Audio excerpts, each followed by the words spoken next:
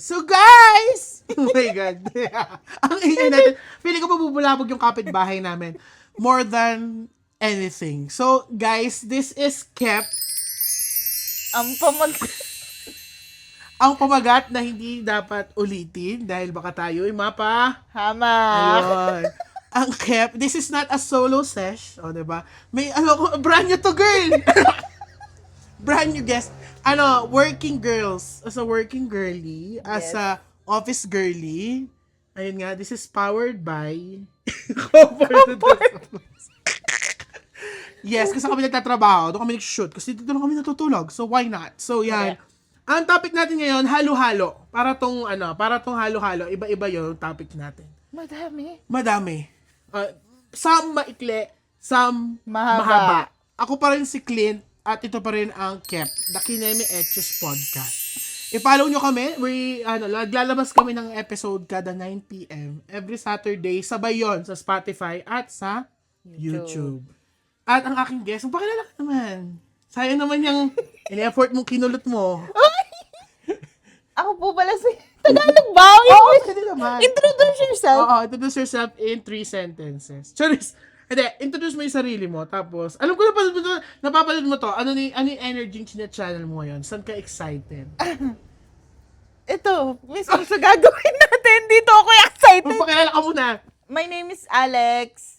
Virgie. ARPL on Facebook. Putang ina. Facebook. Ayun. So, yun. Okay ka na?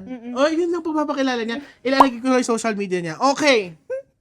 Ito yung una nating letter. Kasi since ang usapan naman ay kabastusan, i-open na natin ang kabastusan. Okay. Hindi, pero ito naghihingi siya ng advice. Maikli lang naman siya. May confession ako, sabi niya. First time kong magka-fubu. Kung hindi nyo alam ang fubu, yun yung damit. Brand random. Charot, hindi. First time ko magka-fubu dahil kaka-work ko lang. Sa pagkakaalam ko ang fubu, di ba yung no strings attached, tas walang aftercare, cuddles sa dulo, many kisses sa forehead. I have this ka-fubu kasi we are both girls.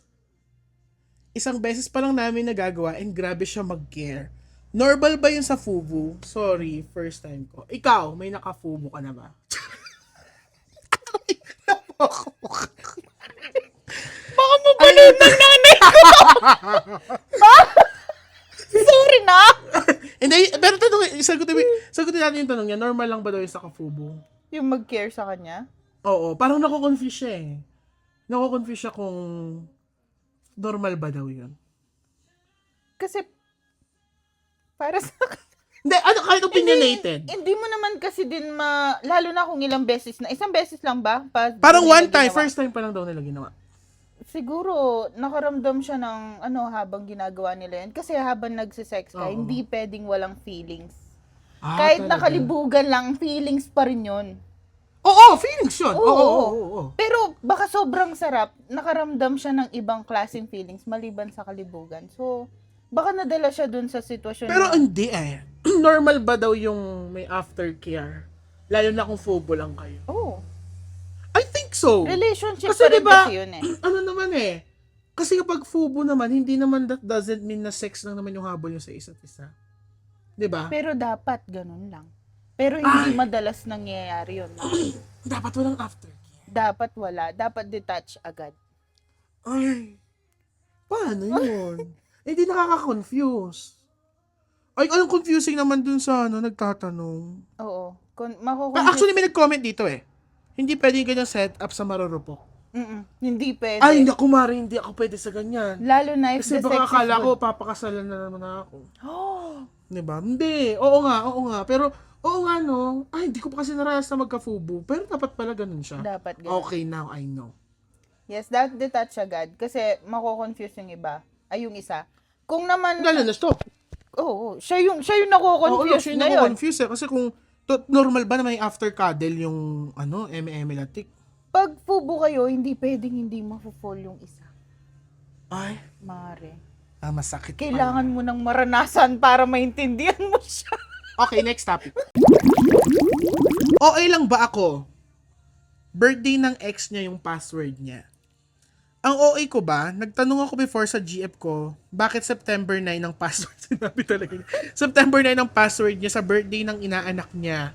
After a while, nalaman ko na birthday pala yun ng ex niya. Okay na ba ako dahil naiinis ako dahil nagsinungaling siya? Paano niya nalaman na Password ng... Oo nga, ulitin nga natin. Okay lang ba ako? Nagtanong ako before sa GF if bakit September 9 password niya. Sabi niya birthday ng inaanak niya. After a while, nalaman ko na birthday pala yun ng ex niya. Okay lang ba ako dahil naiinis ako dahil nagsinungaling siya? Ha? nakakainis? Yun, Mare. Ganito Oo. yan. Na, alam niya yung password niya eh. Di ba? Tapos, nagtanong siya kung bakit ganon. So, sinabi niya, birthday yun. Bakit mo naman gagawin password? Yung birthday ng inaanak mo. So, sinabi niya, Oo, ano? Di ba? Ang pangit ng excuse niya.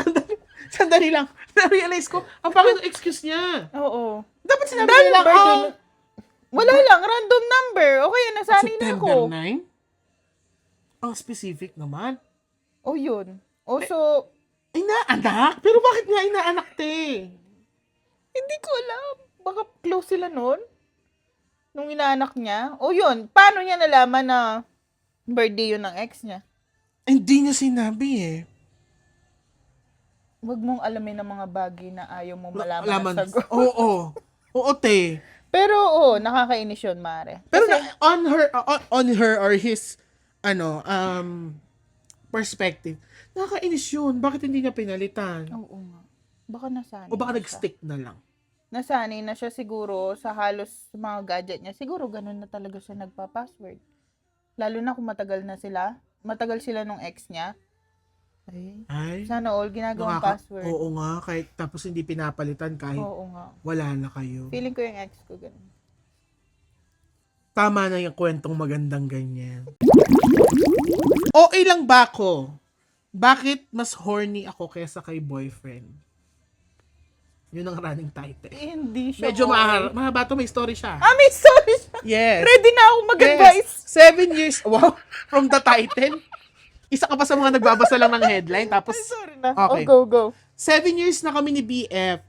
26, since college. Horny din naman siya, but madalang. Ako until now, super horny ako. I'm still in my prime, 25F.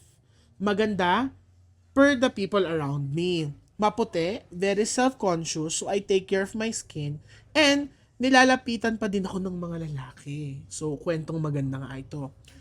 Lagi na lang akong tumatapik. Ako, pa nagmamakaawa sa kanya, ko siya. Na mag-sex kami, siya yung umaayaw. Sobrang nai-insecure ako when he turns me down. He says he's got a lot in his mind. Financially, since he's a breadwinner, work kasi stressful lang work niya. I just don't get how a man could turn this down. Yes, matagal na kami, but it seemed like ako laging humihingi. Kapag nag-no naman ako, kapag nag-no naman ako, madali lang din sa kanya. Pero hindi siya thirsty for me. Ay. Ang nakakalungkot na hindi kami mutual. He always says na ako yung hindi normal. At siya daw yung normal in terms of libido. Normal ba to for women or even for men? Side note, super sweet niya, provider mindset naman. Walang kabet, puro trabaho inaatupag. Di ka sure. Charis. Pinagyayabang niya pa nga ako sa mga ka-work niya. We do the deed naman every time nagkikita kami. But nowadays, dumadalang na. A friend said, grabe kaya namin everyday kahit matagal na kami. Shinare ko to sa kanya and dun niya nakuha na hindi ako normal. Please stop messaging me. I'm loyal kay BF. Yun yung side note niya. Baka may mga nagsasabi na siya yung may kabit. Oo. Yung girl. So, ano thoughts mo? Ayaw daw ng guy. 26 pa lang yung guy. 25 yung girl. Normal naman kasi na mas mataas yung sex drive ng babae, Mare. Okay. Pero baka sumusobra naman siya. Baka hindi niya na iniintindi na Baka merong daw. merong... Pagod talaga siya, ganyan. Yung lalaki. Oo. Tsaka, Mare, in fairness sabi naman niya dito, they're doing it every time na magkita sila. ano pang hinahanap niya? Mare, kailangan niya ng Hindi, baka ano, Mare? Ay, hindi, baka naman ano, mataas lang talaga. yung libido niya. Babae kasi talaga, Mare, Mataas ang libido. Alam mo, ito, kakapanood ko ng Ang Walang Kwentang podcast na na-inspire nga ako magka-podcast din at the same time. Lagi nilang pinag-uusapan doon na parang sinasabi ni Direk JP na kailangan makahanap ka nung hindi lang match kayo sa relationship, pati yung match yung sex drive ninyong dalawa. Kasi daw, pag parang ako, isang factor din kasi, wow, ang dami ko naka-sex. Hindi, for me kasi isang factor din. Parang, siguro, parang, tuwing kailan niya ba niyayayang mag-sex? Tuwing kailan ba sila nagkikita? O yun nga Di ba wala tayong context? Hindi sila live-in, no? Hindi sila. 25, 26 I know that's normal nowadays, pero siguro sa kanila, since breadwinner yung lalaki. Siguro, girl, intindihin mo na lang. Muna, oo. Like, since nagkakaroon naman kayo ng interaction pag nagkikita kayo. Ayun, alam mo sinabi mo kailangan niya ng Baka. Pwede. Kasi, Magkano lang yun? aray ko. Hindi, ayun nga, at the same time, magkano lang naman yan. Pero, link down, Shopee namin. Si Shopee or Lazada. TikTok Shop. Shopee. Oo, yan. Free shipping. Tapos, wow, sponsor. Hindi, pero yun, Mare, I think, nagkikita naman sila. Pero, why don't you try to explore yourself? Okay lang ba ako or talagang may something sa older brother ko at male best friend ko? Long post, sabi niya. I have this suspicion na may something between my BFF and kuya ko. This one kasi is my best friend since grade 11. And medyo confident siya talaga sa akin and my family. We're so close to the point na pumupunta siya sa bahay without telling me beforehand. My BFF is gay pero you won't really know if unang meet nyo pa lang. Guwapo talaga siya in a manly but low-key feminine way. Nagka-crush ako sa kanya before kami maging close. Manonotice mo lang dahil ang phone at iPad case niya ay pink. Si kuya naman, serious type siya. I mean, di naman super serious, pero like, gets na yan. 2 years lang kinatanda niya sa amin, pero di siya nakikisabay sa trip talaga. Parang kinikilig ako. Mare, na-imagine ko na. So, eto nga. Di sila close, di ba? Sa parents ko lang and BFF ko close. Pero this past months, may nanonotice talaga ako. First instance was nung nag-hangout kami sa bahay with my BFF and my kuya found out. Nagpadala siya ng food. Nagtaka ko kasi di naman siya ganun kabait. Ay, sana. Ang sabi niya lang, pakabusog kami, tapos pinadala niya ang food ay Pizza Hut na favorite ni bakla. Paano niya nala? Teka, ako nun, pero gelang. Pagkain yan nakinabang din naman ako, no? Sunod naman ay nung nalaman kong friends na sila sa Instagram at nagre-reply kuya ko sa stories niya. Ay, Mare. Ang tagal na ng friendship namin pero ngayon ko lang sila naging friends doon. Si BFF ay hilig mag-story ng places kung saan siya gumagala at the moment. So one time, nagkataon na magkalapit sila at nag-reply si kuya sa story niya. Ang nangyari, nag-meet up sila ron at kwentuhan tapos hanggang dinner pa. Hinatid pa raw siya ng kuya ko sa bahay nila. Ang lala pa kasi after a week, ko yun nalaman. Di nila sinabi sa akin. Di ba ang weird? After nun, naging constant na yung usap nila. Kaloka. Pero ito yung naghinala talaga ako. Wow, ang daming niyang pasakali Hindi na naghinala yan. Totoo na yan, ha? Nag-inuman kami sa bahay dahil wala kaming pasok. At normally, di nakikisabay kuya ko. OA kasi yon. Pero this time, sumabay na siya. So magkatabi silang dalawa, tas ako nasa harap nila, katabi ibang cousins ko. Nagtaka na ako nun kasi never pa naman nagtabi yun. Pero syempre, deadma, gagi, lapa akong pakinon. Tas eto na ang nangyari. Lumibot kasi yung shots, tas si kuya yung naglagay ng alak sa baso niya. At parang madami ata nalagay ni Kumag. Sabi ni BFF, para kang tanga. Ay! Ganun yung pagkasabi. Nabigla po mo. may reenactment. Okay? Wait lang. Sabi niya, para kang tanga. Dinamihan mo, oh. Feeling ko ganun. Okay, wait lang. Tapos si kuya, hinaplos yung chin ni bakla. Tapos tumawa, sabi, cute mo, inumin mo na yan.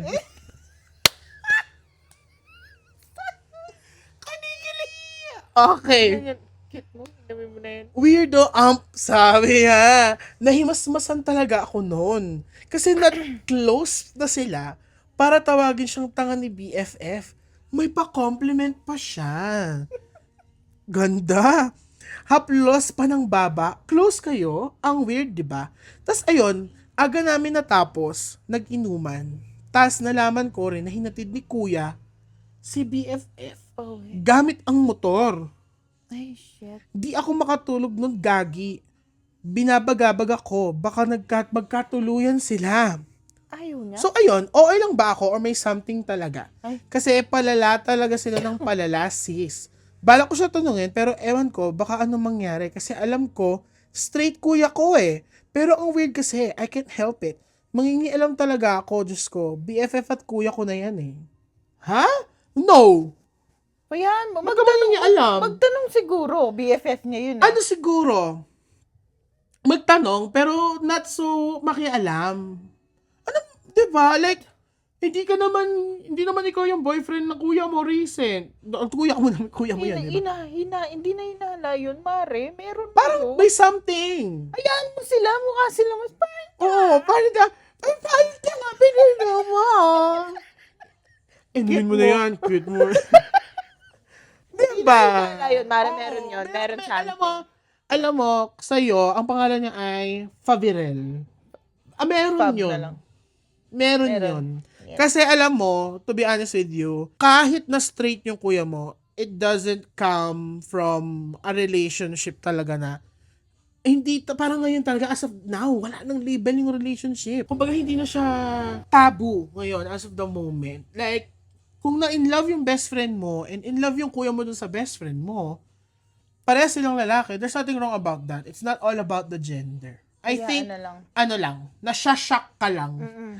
At Kasi- least para ka nanonood ng BL series. Alam ko yun. It's a, parang siyang, Pinapanood ng kapatid parang ko. siyang, tubig at langis! Imbis na babae, lalaki yung magka-partner. Lalaki yung magka-partner. Okay. Manonood kami ngayon nun. Pero mga nakahubad. Ikaw ano masasabi mo from a girl's perspective? Hayaan sila. At di ka ba masaya yung BFF mo? Meron na. Oo, di ba? Pero kahit na kapatid niya yun, at least kapatid niya yun. I mean, ang tawag dito, kilala na niya kung sino makakasama ng BFF niya. Tsaka, nasasyak lang yan, Mari. Kasi Hindi lang niya, hindi naman ata sila ganun ka-close ni Kuya niya, no? sila? Oo, parang. Hindi, sabi parang, niya. hindi yata sila, nagtataka daw siya kasi hindi naman sila si BFF, hindi naman daw sila close ng kuya niya before. O siya, tsaka si Kuya niya, close ba sila?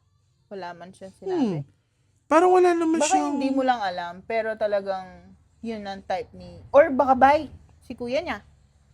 Oo, kasi sa Nagkakagusto sa babae. Kasi pwedeng pwedeng naging awakening ng kuya mo si BFF. Yung araw-araw siya nandun, tawa-tawa Oo, siguro siya, nakikita ko tapos pala. nagkikitan pala si kuya mo. Oo.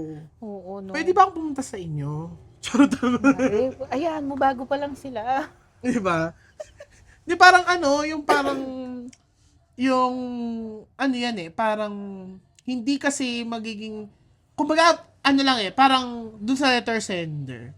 If you're gonna make things complicated, yung parang mag-interfere ka, gusto mo silang paghiwalayin. Ay, Di ba? Ang wag lungkot. Mawawalan ka ng best friend, tapos baka malungkot pa yung kuya mo kasi mawala yung Love of my life. Charis. Oo nga. Diba? Pero ang ano no, no, yung una Ang kayo, ganda ng story. Alam mo, ang gandang i-MMK niyan. Ang pamagat. ang cute. Ang cute mo. Mari mahaba yan, nakita ko. Mahaba to, nakita niya eh. So, okay. Last letter na to, pero mahaba siya. Okay lang ba ako for trying to fight and save what we had? 27 female in a situationship with a 29 male. This guy started casually replying to my IG stories. And we had exchanged friendly replies until eventually he tried to pursue me around early October. I came from a breakup 4 years ago and him 6 years ago. At first, my heart was very guarded because my past relationship was traumatic. I also knew he was guarded because I learned that his breakup with ex was a falling out of love. And she left him when he needed her the most, during the time his parents separated. As we started deeper conversations, he expressed his fears, his past, and his ambitions in life. He opened up about things that were very painful and ugly. I came to learn he has deep physical and emotional trauma at that time that shaped who he is today. Childhood abuse, his mother's neglect, his parents' separation, and more. We also had so many things in common. We have the same profession, the same outlook in life, and we even graduated from the same school. Tagalasal ba kayo? Pure English to. Weeks and months passed, and I found myself falling in love with him. He told me he felt the same way. There were so many times I almost said I love you, but eventually he said it first. Although we were acting like we were exclusive, he never officially asked me to be his girlfriend. He told me he was happy with me, that his intentions were clean, and that he wanted to trust God with where things were going. He would visit me at work, come with me on errands, we would carpool, hold hands in the car, and even talk about the future. Everything felt real. What really hit me was when I told God I really love this guy. Around that time, during one of our car rides, he almost cried while expressing how much he appreciated me. He said he was grateful because I saw past his past. His anger, his trauma, and his broken relationship with his mother didn't scare me away. Instead, I accepted him fully. I told him I knew he had walls, and he told me those walls were slowly breaking down because of me. We were genuinely happy. I supported him in his new business, cheered him on when his financial responsibilities were weighing him down. He works full-time and also started a business, so time and distance become a challenge from us. But then I started noticing changes. His messages became dry. One moment we were okay communicating like before, and the next he would be distant. Sometimes his exhaustion from work and business would take over, and we wouldn't get the chance to talk. This eventually led to a big fight.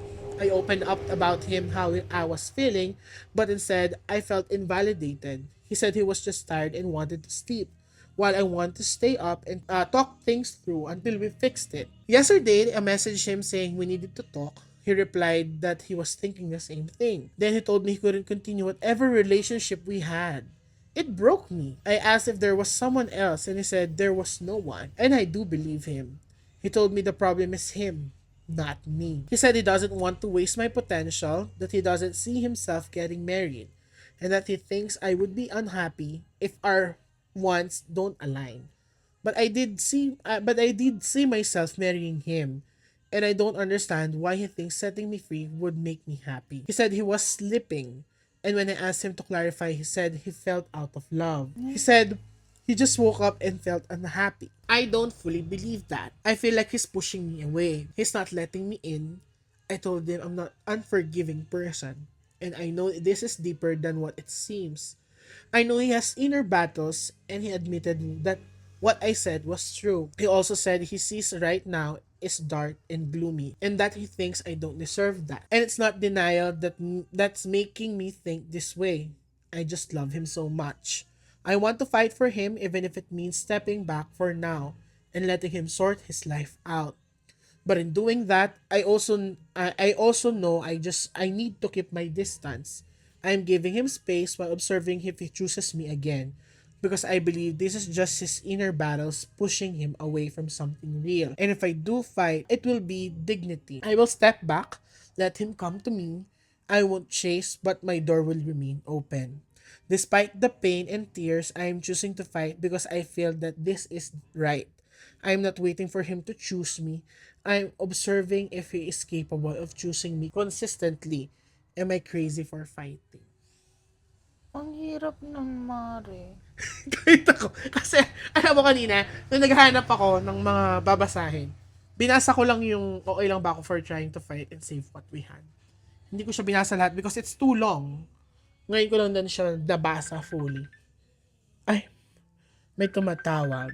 Kapatid ko. May sumusyowag. Sagutin mo, iharap mo siya. Pero Mare, Mahirap yun. mahirap siya. Kasi, kung ako, Na-depress ako. Parang ang pangit pa lang ng ending nito. wala akong masabi. Masabi. Pero kung tinatanong niya kung worth it, hindi kasi alam mo, hindi kasi natin alam kung gaano ka-in-depth yung pagmamahal. Mare, baka naman yan, ganyan lang din yung nangyari doon sa past relationship niya. Kasi, di ba, reason daw is fell out of love. Hindi, Baka ang na-felt out of love yung babae. Yung Dun sa babae? lalaki, sa iwan. Nang inang iwan. Yun yung storya ng lalaki. Ba't niya gagawin yun? Alam mo, ito, I see it as like this. Merong talagang mga taong meant to be lang dumaan sa'yo. Ayoko. Hindi, alam mo Mare, sabi nga nila, di ba, makakapili ka ng upuan sa jeep, pero hindi mo mapipili kung sinong makakatabi mo. Di ba? Parang, for me, I see it as, dumaan lang si boy or dumaan lang si guy sa'yo. Kumbaga, as of the moment, those 6 years na siyang mahiwalay doon sa girlfriend niya, due to the other trauma, di ba sabi niya mayroong child abuse, may separation, something chuchu nung nag-separate yung mga magulang niya. I think those things are still affecting him and he needs to be fixed. Not by you. Someone who is in professional way na pwedeng, therapy. Oo nga. Ganon. Kasi I think si Guy, hindi pa siya ready mag-fully commit. Like, yes, na I think tinry niya. He wants to feel that kind of love again with you. Kasi naging okay naman sila at the first, I think, sabihin natin, nag-assume ng ilang buwan, ilang weeks, na okay naman kayo. But, biglang naging ganon. Hindi naman pwede yung bigla, Mare. Nararamdaman niya na yan, tapos isang araw na convince na lang siyang ayaw na niya. Can be, but yun kasi minsan, alam mo, sabi nga kasi nila, ang utak talaga ng tao, it has full of, mystery pa. Kasi hindi pa naman napag-aaralan ng mga science yan. But the thing is, ako, I think, nakikita ko lang nga talaga siya as ganon. Si Guy, he tried, but this is in no way of, kumakampi ako kay Guy. Because kawawa din naman si girl. Kasi parang as of the moment, you invested in him na already. Ay, oo. Hindi lang, kasi, alam mo, ang investment, it does not come always with like money, the gifts you're giving sa someone. It also comes with time. Time Effort. and effort na binuhos mo na dun binuhos mo dun sa relasyon na sa tingin mo, binibuild mo. And, right now, parang giniba siya ng lalaki. Pangit yun. Oh, Huwag and ikaw, gagawin yun. ano ba sa tingin mo? Naranasan ko yan, In your Mare. spare, wow, palakihin natin yan. Hindi. In this type of way or in other type of... Hindi naman siya totally ganyan, Oo. ganyan. Pero yung bigla na lang, after ang daming promises, ang daming ganito, ang daming plano, tapos bigla isang araw, sabihin niya, tama na. Pare, Na wag na natin na daw, yung parang, time out, ayoko na. Yung parang naglalaro ka lang sa daan, pwede ba yun? No, don't do that. Bawal gawin yun. Kasi dapat consider niyo yung feeling nung nung nakakainis. pare. Sana madapa siya mamaya. Hindi, pangit yun. oo. Pangit yung bigla Pero mo na lang iiwan. yun nga, ganyan na sinasabi mo. Unfair naman siya dun sa babae. I think, alam mo kung ano na lang, deserve ni girl, the proper explanation, sana sabihin na nung guy, point blank, what is the reason? Oo. Kasi yes, ang sabi niya parang nasa dark and gloomy space siya as of the moment. Pero ano yung, what was the, concrete, decision or ano yung konkretong nasa utak ng lalaki? Bakit gusto niyang biglang ihinto kung ano man yung ginagawa nila ni girl? Oo nga. Kasi, though we're giving the guy the benefit of the doubt since it's mental health, di ba? Siguro, I think, parang sabi niya, di ba, na I deserve an explanation. I deserve an acceptable reason. Kasi, di ba, like, nagulat, kaya nga, tinatanong niya kung worth it pa ba yung pinaglalaban niya ngayon. I think, for me, as of the moment, yun nga, babalik ako dun sa, may mga tao talagang meant to be lang na dumaan sa atin, na hindi talaga natin makakarelasyon. Parang, dumaan sila just to make us happy, but not to stay. Ba't pa sila nakakainin? Sabi mo, ba't ba sila dadaan? Bakit hindi sila nag-tollgate? Oo. Dapat Diba? malam may tollgate. Hindi, nakakainis. Kasi alam mo, sa ng babae niyan is lalo na hindi clear yung reason ng pagka-stop nila. Ang daming tanong sa utak ni girl niyan. Baka may nagawa ako, baka may na-trigger Yun lang ako eh. sa feelings niya before. Like may meron ang bang daming tanong na niyan. mali akong nagawa? Meron ba akong ginawa? Meron ba akong nasabi? Which is, at the very least is, yun yung talagang kailangan i-explain ni guy. Si guy naman, kung may nararamdaman kang feeling mo hindi ka pa ready, huwag kang pumasok sa kahit anong relationship. Just, may stress kumahari. Worth it ba ipaglaban or hindi? Siguro, try niya. Kasi hindi naman din siya matitigil kung hindi niya itatry eh. Sabihin niya, doon siya magkaka-what if nun, mare. Kung bigla siya nag-stop, o sabi ng lalaki, okay, stop na tayo, tapos huminto siya. Ang dami niya, what if inintay ko siya, what if need niya pala ilang months lang para sa sarili niya, tapos okay na siya, babalikan niya na ako. Paano hindi ako naghintay? So yun, maghintay ka siguro, pero wag masyadong matagal. Wag mong gawing open yung sarili mo sa kanya hanggang-hangga kasi wala nang ibang papasok sa'yo. Relationship na iba! Mare! Ang bastos. Hindi. Pero alam mo true na ako siguro rin, ipaglaban, try to fight as much as you can, but the more you hold on, the more you get hurt. Aray ko. Yes. Kasi alam mo, sabi nga nila, love is a gamble. Kung hindi ka naman tataya, hindi ka mananalo. Correct. Huwag mong panghawakan yan for the longest time. Kasi, parang ano yan eh, humawak ka sa barbed wire. Nasasaktan ka na, pero you keep holding on. The more na nagmahawak ka, masasaktan ka. Tama mali. Kayo na. Comment down below. So, ayun na nga! Mari, hindi ako nagulat ngayon. Nalungkot talaga ako dun sa na-depressed Hindi, ka. tapos naman na yun, Mari, yung sa akin. Pero, kasi pag ganyan yung pinag-uusapan, parang, tanan nun? Diba? Nakakainis. Ano yun? So, ayun, tapos na kami. So, I think, yun naman na yun. Nakakalungkot yung ending. Pero, masaya pa rin kami. Kasi may bagong episode ng Kep. The Kineme Etches Podcast. Watch us here on YouTube and listen to us in Spotify every Saturday 9 p.m. Ganon yan. Subscribe, follow, hit the Notification bell. Tangin. Kep, ang pamagat na hindi pwedeng ulitin at baka tayo mapahamak. Ganun. Ayun. So, i-follow nyo, i-add nyo sa Facebook si Alex, ARPL. Ewan ko ba bakit yun ang kanyang pangalan. Alam ko initials yan. Oo. Pero, ano yun na rin siya. May Instagram din siya. Alex the Great. Oo. I-follow nyo na rin siya kasi baka naman makuha siyang clout dito. Ayun lang. So, this has been Kep, the Kineme Etches Podcast. Sabi nga nila, dream, believe, subscribe. Starstruck. Sige lang! Sige, bye. Ano nga yung story na lost? Mari na lang, nalungkot Natatakot ako. Na-depress ako. Tapos yung tunog pa mo kanina, Oliver Rodrigo. Vibro. A month ago.